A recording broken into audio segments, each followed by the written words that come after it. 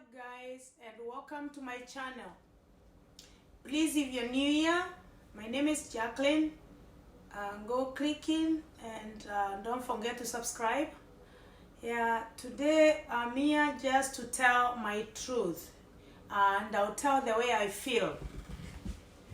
The reason of this story for today is I've been thinking for a while of relocating back to Africa.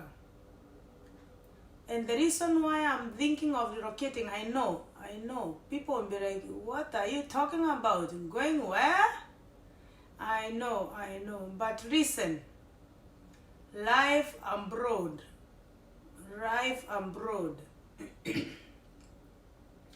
it's just boring. When I came to Canada, that was like 20 years ago. My perception was this life, you know, the one we watch on the TV, the bold and the beautiful. I thought that's how life was. Did I come to realize that, well, hey, jamani, hii nilichezwa hii. Hii maisha huku inakucheza. So anyway, I know when you move abroad, you just relax. Because you just like feel you're at peace, but deep inside you are not. Because life here, it's boring. There is no social life. Our brains, we need socialization. You can't just be alone. Like, no, that's not okay. I know, yes, you go to work, you meet with friends over the weekend or whatever, but even those weekends, you're so busy. Most people here, they work even on the weekend, especially if you work in a healthcare sector. You have to work every other weekend. You have this weekend, the other weekend you're on. So it's... Anyway, let's get to it. So I relocated here in 2005. I remember very well as it was just yesterday. That was 2005. That was the 18th of December. So when it was my first day to travel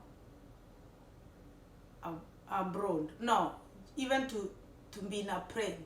Yeah, not right. I was in my 20s. Anyway, I know some of you now are trying to do the math. They're like, oh my goodness, she is old. Anyway, it's okay. It's good to be old, okay? It's a blessing. It's a blessing even to see the next day. So when I came, that was December 18th, 2005. I landed in Pearson Airport. And guess what? It was a shock of my life. The snow. It was so windy. The snow was blowing. Anyway, to my lovely sister, shout out to you, Roslyn. I love you so much. She used to live in Nairobi at the time. So she went, I don't know where, maybe to Gikomba or somewhere. She bought me this giant coat. The coat was heavier than me. It was like, you know those sheeps, like Ndoba. Ndoba, the ones we slaughter over there. You know which one I'm talking about. It's the Ndoba za Kenya, eh? That coat was like Ndoba. I don't know even. We washed it in Kenya. When she got it from the Mutumba, we washed it. And then even it took, I think, a week to dry, because it was like a blanket, literally. It was like a blanket. But anyway, so the coat eventually dried, but it was so heavy, it was so long. Guess what? When I went with the after, and then we came from that time. By the time I was in Nairobi, my family was in Nairobi. They were to escort me to the airport, of which it was my happiest day, but it was my saddest day too, because I had to leave them. Oh, my mom, oh, I cried. I looked at them, I'm like, God, where am I going? And then I remember, oh, I'm going to get money and I'll help them back home. I was like, oh, maybe I should be happy. I should be happy to have this opportunity to go abroad. But at that time, I had a job in Kenya. I was a rap technician. I had a job already, but it wasn't that paying well. Shout out to Sam. Thank you for the opportunity. You gave me a job. At least I was working. And shout out to George, Mombasa, Mtwapa. Yeah, you gave me an opportunity too. I worked with you. And shout out to the Red Tikitonga cousin, Maria Stops. Thank you so much for the opportunity. I worked in Kenya, so I didn't struggle that much. And I was very underworking. And I was a businesswoman. Me, aside from my... Okay. Let's go back a little bit. Before I had this opportunity to come abroad, after I finished my Form 4, I stayed home a little bit, I think for 1 year. I wanted to be a teacher, like my mom. And then when I finished, I completed Form 4, and then it was almost time to apply, like to go to teaching college. They closed and said, no more teaching intake being taken. I was devastated.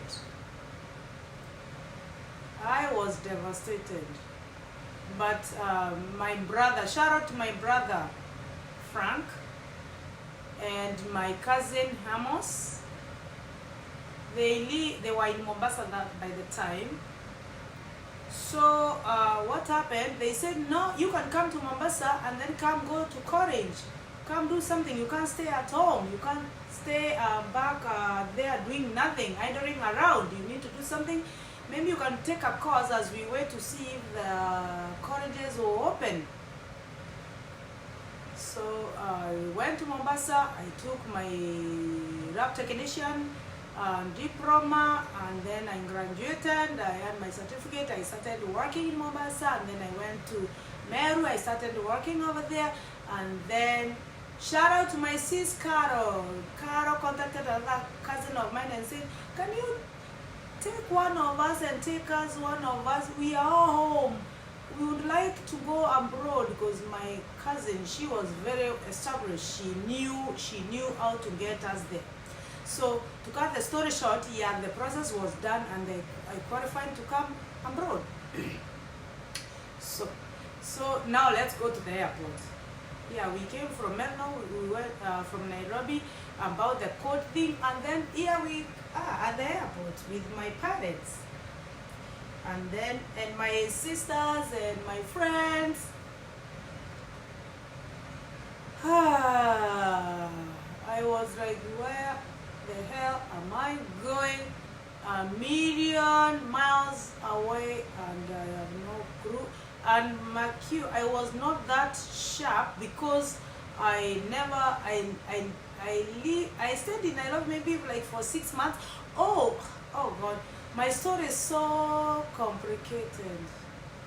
I forgot even I did hairdressing in Nairobi, timeless. Shout out to Kratos Hair, whatever, teaching college, whatever. It was very expensive though, but my parents sacrificed so much. I had to do that, because I was told, oh, if you go to Canada and you know how to do hair, oh, you're gonna be making a lot of money. Yes, I did the dressing. I know how to cut the hair. I know how to do the hair. That's why you always see my hair is always dope. You see how my hair is, right? So anyway, So we were there. Yes. So I did. So I had, how many certificates did I have? I had the hairdressing salon certificate, diploma, and I had the rap technician certificate, diploma. So here I come in the airport with my parents and my family friends. They took me, and then they had to say, excuse me, they had to say goodbye. Me, for the first time in the airport, I didn't have a clue what to do. My mom said, please, I had, I think maybe 30,000 Kenyan shillings, which is like 500 Canadian dollars at that time. My mom said, please hide them. Oh, I had, I think, a t-shirt with a heart inside pocket. I put it in. I hide it. Nobody can steal your money anyway in the plane because you are seated there. Anyway, maybe there's some thieves in the plane, you don't know. Anyway, I secured my money. Yeah. It was sad. I cried. I looked at my people wave at me. I cried. I waved at them.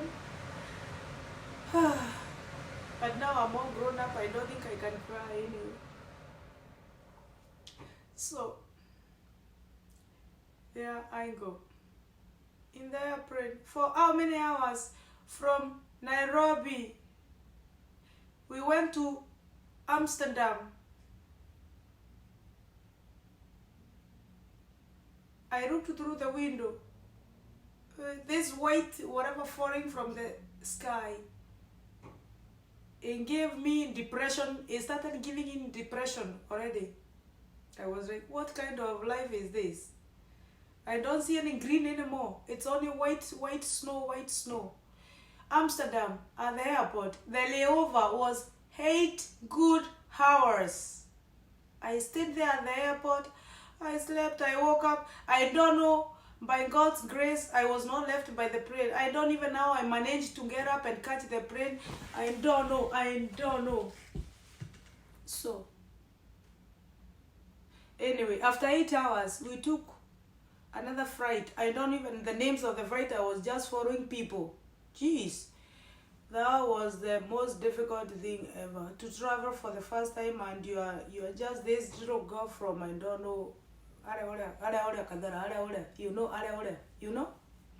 So, anyway, there we go. In the plane, from Amsterdam, you hear from Kenya to whatever it was, I don't know how many hours, and then from Amsterdam to Canada. So the whole distance from Kenya to Canada was 24 hours. Literally. So we arrived at Pearson Airport. I guess it was night. I don't know. I don't know if it was night. I don't know if it was day. But to me, it looked dark to me.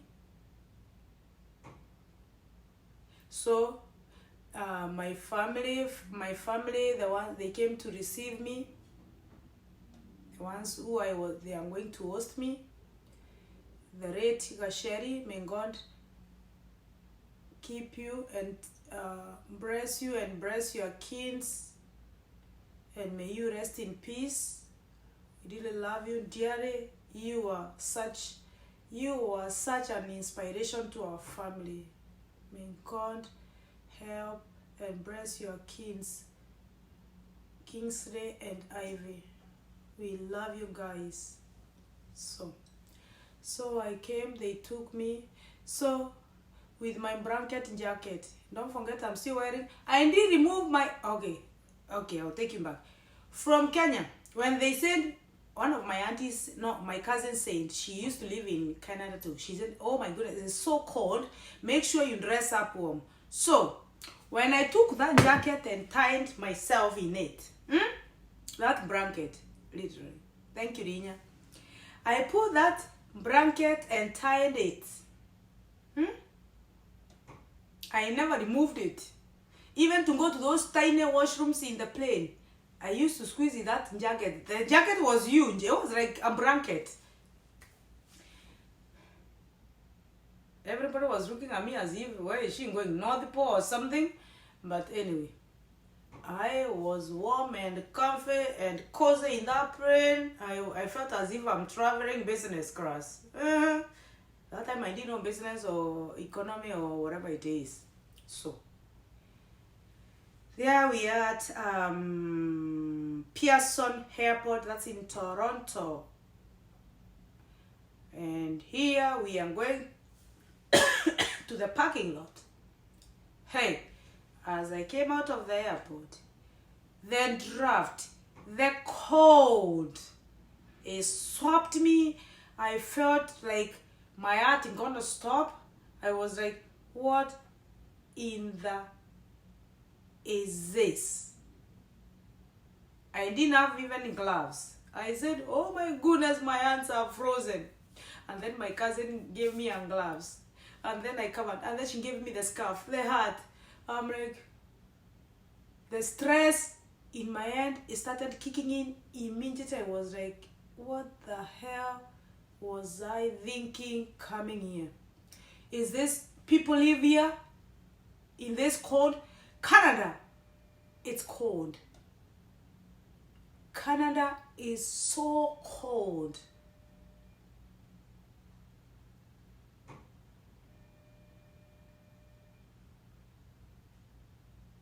Jeez.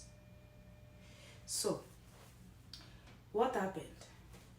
My cousin, they took me, the car.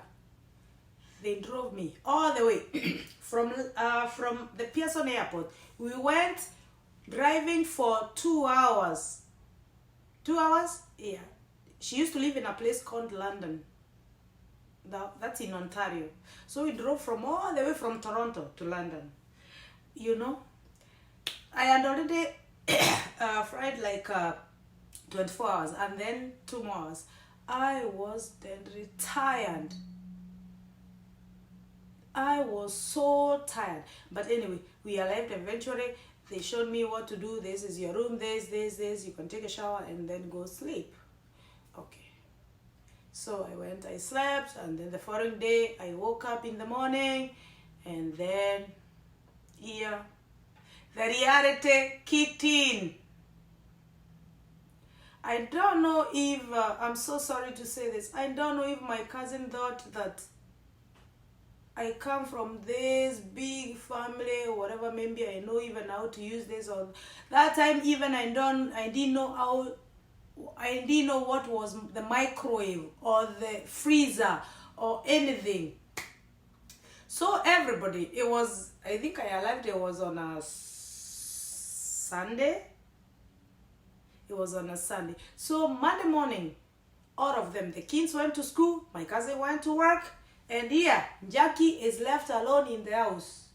No clue what to do. No clue where to get anything to eat. Yeah, the fridge is there, but I don't see nothing in the fridge. It's just the milk. I don't know where to get the tea to cook tea. I don't know where to get anything. No clue. I don't see nothing. I said I went to my suitcase. You know those things you come, the food you carry from the freight, like the cookies, the juice, those little things. I sat in my room.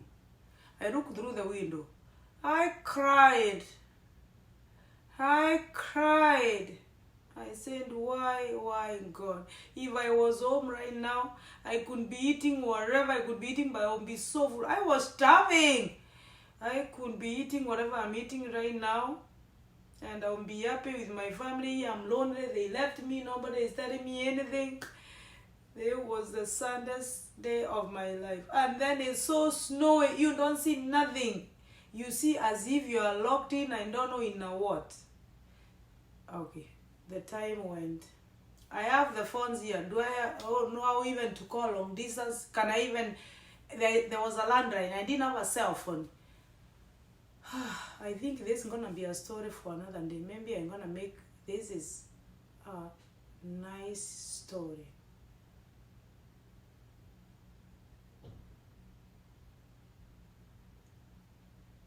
When I remember the story. Huh? So anyway. Yeah, I didn't eat anything from breakfast. I just went to eat my crackers and my cookies and my biscuits, whatever was in my bag. That's what happened. The following, for lunch, I think my cousin came home for lunch. She came, as usual. She made her lunch. She's like, oh, you can eat something. I'm like, what can I eat even? I didn't have nothing to eat from breakfast. Oh, what do you mean? There's bread in the freezer, you just toast it. I'm like, what's toast? No clue. I've never had a toast before. Oh, it's here, you do this, you do that, the microwave is here. Okay, you can make eggs. Blah, blah, blah, blah, blah, blah, blah. Okay. Where do I make eggs? These gas, the stoves that I never saw one before.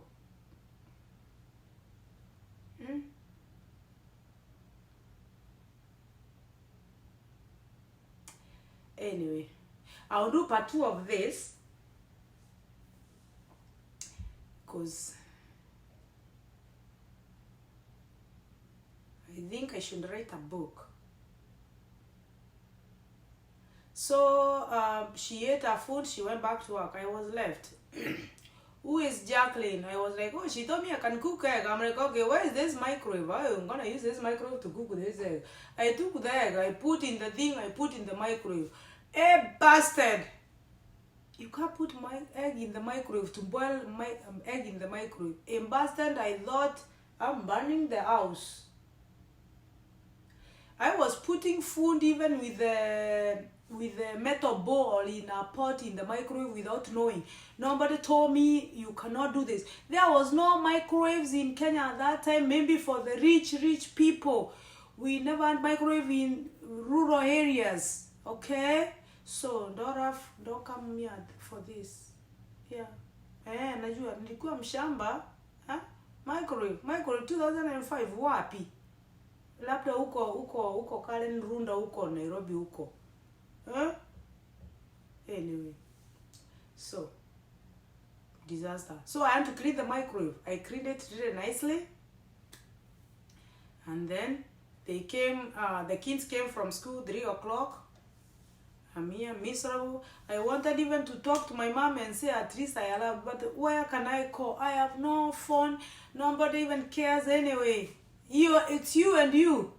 You get abroad. You are on your own. People, their lives won't go on as usual. They think you know everything, okay?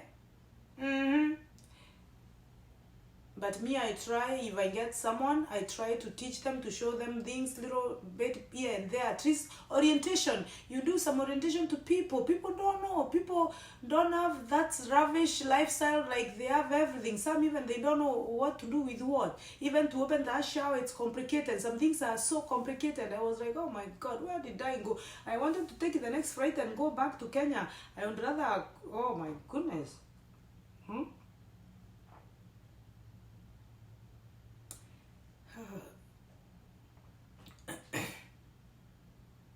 It was not easy. So it came dinner time. So for dinner we used to, that's how their routine. She was a Kenyan, so she has to teach the kids how to prepare dinners and wash dishes. She had very disciplined kids. The kids were disciplined. Those kids were, okay, top notch, discipline. And I love her for that, and I love the kids because they were so like obedient.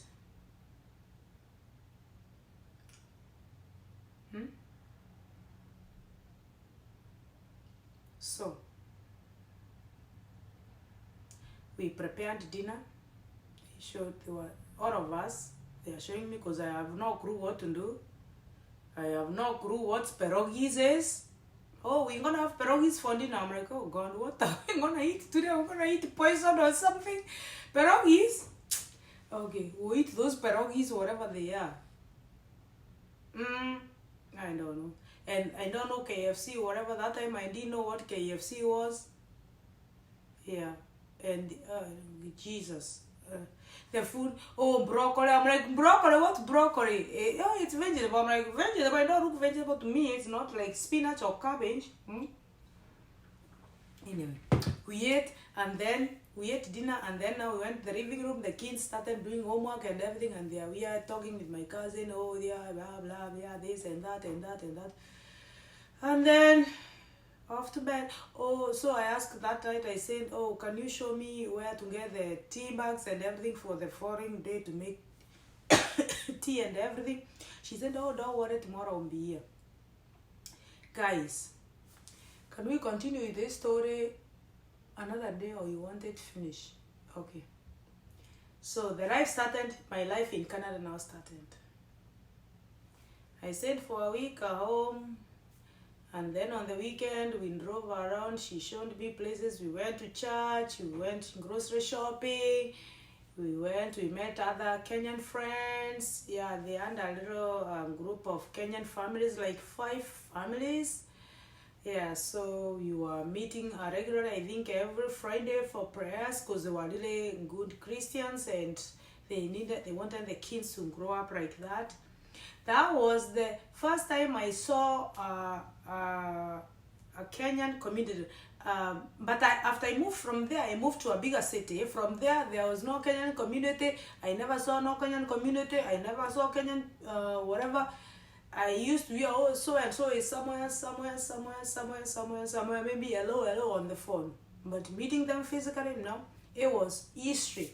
So anyway, so that was good, because they used to cook mandazi, and then they used to cook chapati and mukimo and everything. And then I feel, oh my goodness, oh, when I met those people every Friday, I'm like, oh my goodness, I feel as if I'm back home. It was good. For holidays, Christmases, and other things, we were together all the time. And they had kids, which was younger than me, because I was in my 20s, and these kids, they were teenagers, under 20. But they were really good kids. So we stayed a little bit, and then I started working. I started doing hair, because remember I had done this cousin of mine, she had said I go to school and do the hair, whatever, because we have a group of, we have Kenyan people who would like me to be doing their hair. But oh my goodness, Kenyans in Canada, stingy. Hey, anaanza kuconvert pesa. Ati, hey, Kenya nilikuwa nashukwa na hii, nilikuwa nashukwa na 500, shilingi 500. That's like $5. Here in Canada, to get your hair done, you have to pay $300, which is like $300. Can you convert that? Right now, it's like 1,000 Kenyan shillings to just get single, like, braids, raw braids. Cornrows is like 200, like rinds. And someone is here coming to convert. Oh, nilikuwa natengeneza huko sijui wapi, nilikuwa nalipa shilingi 300. 300 is $3. To buy what? Unless you go do grocery in the dollar store. So Kenyans, please, Kenyans abroad, stop converting money when you're buying things here in Canada or abroad or somewhere else. Maybe in the US, in the UK, whatever. Stop converting money. Because you won't eat anything. You won't eat. Because, oh, Kenya, you're not in Kenya. So please convert it. That's why I stopped doing Kenyans hair. I stopped. I said that, no, I'm not doing this shenanigan business, shenanigan of hair, of people who are so stingy. Now, even in Kenya, I could have made more money than the one I was making here. So I stopped. I said, I don't want to do this anymore. So I had to look for other jobs. So from there, we stayed with my cousin, I think, for less than maybe less than a year. And then I had to move. I had to move out because I had to start my own life. Okay? So I moved to a bigger city. I'm a city girl. Okay? I'm a city girl. So I moved. I went to school. I finished school. I started working. And then I got a friend. I got a boyfriend. And then I got engaged. And when we went to Kenya, and then we had to let each other get known by our families. And then after there, things happened. And then guess what? Olivia came, and then now we have a baby. Now I'm a mom. Here's a dad. We have a daughter taking care of a 7-year. Oh, she just turned 8, by the way. If you watch my previous video, it was a birthday. Don't forget to go and say there, oh, happy birthday, Olivia. So come this story. When I started this story, what did I say? I said I was making this story because I wanted to tell you, because I'm thinking of relocating, going back to Kenya, because I've been here for like 20 years. So that's enough. I need now to go back. But I'm so conflicted and confused. What about Olivia? Maybe we should go. I think she'll cope with other kids over there. Because when we go there to visit, she loves Kenya. She loves Kenya. Right now, she wants to learn to talk Swahili. She wants to learn to talk my mother tongue, Kimeru. She loves Kenya. And she makes friends so fast. So I'm planning, if I go there, what am I gonna go do there anyway? But I still have my, that's what I'm thinking. Can you tell me in the comment section, like, what kind of business I can go there and do? Huh? But I can go there, I stay there for 6 months, and then I come back to Canada for 6 months, like that. But I don't want to stay here for like forever. No, I just want to start moving around. But I'm still thinking because of Olivia, maybe, I don't know. Anyway, so we will continue with this story another day. So my time is done here. Yeah, I know it was a long story, but this is part 1. So the part 2 will come, and then I'll tell you what was the next. After now, I moved there where I went. After I moved from my cousin's place and my family place, I'll tell you the part 2. It will come from there, and then I'll tell you how life humbles you. Okay? In a good way, not a bad way. I'll see you in the next. Thanks guys for watching. Love you. Don't forget to subscribe though. Please don't forget to subscribe. Go for subscribe.